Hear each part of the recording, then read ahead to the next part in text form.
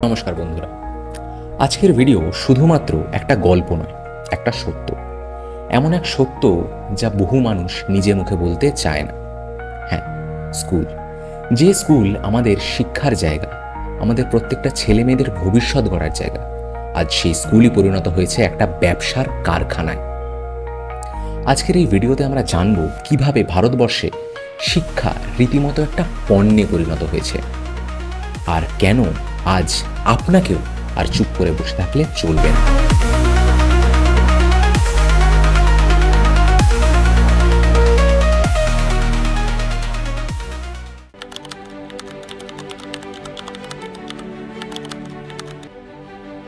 এখন এই সমস্ত প্রাইভেট স্কুলগুলোতে ফি বাড়ানোর নামে রীতিমতো চলছে লুটপাট। আচ্ছা, আপনার সন্তানের বা আপনার পরিচিত কারোর সন্তানের কি হঠাৎ করে স্কুল থেকে EC charge, building charge, management fee ইত্যাদি ইত্যাদি নামে টাকা চাওয়া হচ্ছে? তবে আপনি একা নন।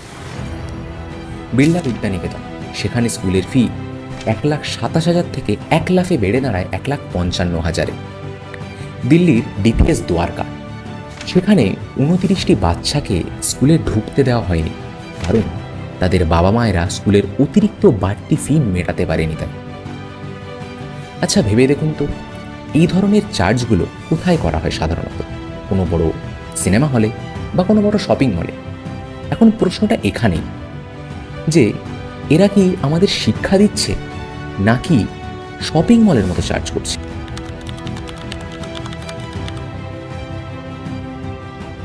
এরা শুধু টাকা চাচ্ছে না, এরা বাচ্চাদের মানসিকভাবে ভেঙে দিচ্ছে। এরা ক্লাসে ঢোকা বন্ধ করে দিচ্ছে, বাচ্চাদের আইডি কার্ড ব্লক করে দিচ্ছে, এমনকি কিছু বাচ্চাকে লাইব্রেরিতে পর্যন্ত বসিয়ে রাখছে।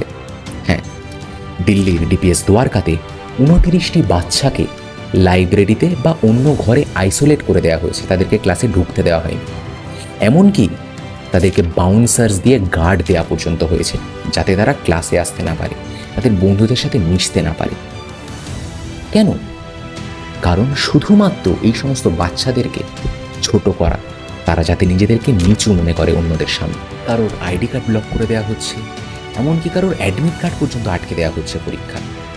একবার ভেবে দেখুন, একজন 9-10 বছরের বাচ্চা ছেলে মেয়েকে যদি বলা হয় তুমি ক্লাসে বুঝতে পারো না শুধুমাত্র তোমার বাবা মা স্কুলের বাড়তি ফিটা মেটাতে পারেনি বলে, তাহলে আমাদের বুঝে নিতে হবে আমরা কোথায় যাচ্ছি। এখন এই সমস্ত বিষয়ে যে জিনিসটা সব থেকে বেশি চোখে পড়ে সেটা হলো প্রশাসন এবং রাজনৈতিক দলগুলোর নীরবতা।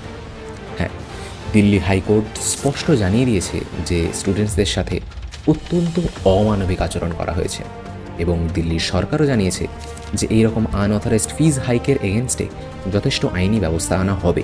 কিন্তু এখনও সমস্ত স্কুলগুলোকে রেয়াত করা হচ্ছে। এই রাজনৈতিক নেতারা শুধুমাত্র ভোটের সময় শিক্ষার কথা বলে, কিন্তু আসল বাস্তবে তারা কিছুই করেন না। কেন কেন আমাদের প্রশাসন, আমাদের সরকার এই সমস্ত প্রাইভেট স্কুলগুলোর সামনে মাথা নিচু করবে?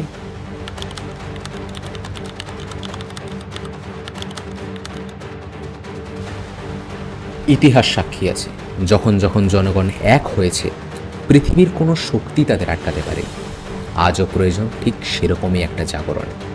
হ্যাঁ, প্রত্যেকটা মানুষকে, প্রত্যেকটা অভিভাবককে এক হতে হবে। নিজেদের জেলায় জেলায়, স্কুলে স্কুলে কমিটি গড়ে তুলতে হবে। সংবাদ মাধ্যমে দৃষ্টি আকর্ষণ করতে হবে। আমরা জানি আমাদের সংবাদ মাধ্যমগুলো যে প্রতিদিন সাম্প্রদায়িক ভেদাভেদমূলক অপপ্রচারে ব্যস্ত থাকে, তাদেরকে এই সমস্ত অপপ্রচার থেকে বিরত করে আমাদের সমাজের মূল সমস্যাগুলোকে সকলের সামনে তুলে ধরতে বাধ্য করতে হবে। তার যে কী ধরনের অপপ্রচার করে থাকে তা এই সাম্প্রতিককালের ইন্ডিয়া পাকিস্তানের যুদ্ধের সময় আমরা তার প্রমাণ পেয়েছি। কেউ কেউ আনভেরিফাইড নিউজ অবলীলায় ক্যামেরার সামনে এসে বলে যাচ্ছে, কেউ কেউ তাদের চ্যানেলে গেমের ভিডিও পর্যন্ত চালিয়ে দিচ্ছে।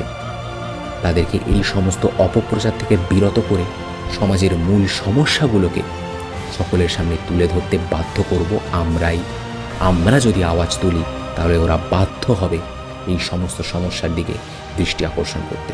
আজ অন্য কারোর সাথে ঘটেছে, কাল হয়তো আপনার সন্তানের সাথেও একই ঘটনা ঘটতে পারে। তাই আজ আওয়াজ তুলুন, নইলে কাল শিক্ষাই হয়তো হবে বিলুপ্ত।